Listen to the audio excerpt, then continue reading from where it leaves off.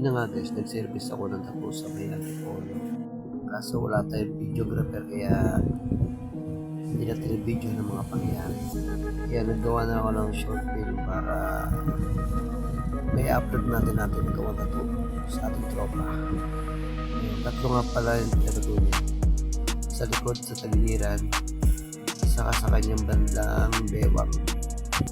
Pinapakasuli sa tropa, tibay. Salamat sa ulitin. Hindi ko na pinahaba ang video guys. Siyempre tamang punas muna tayo dito.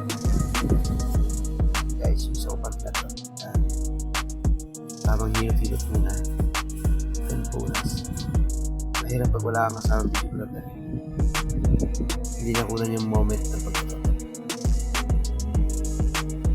Yun guys, nandito na lang guys. Salamat.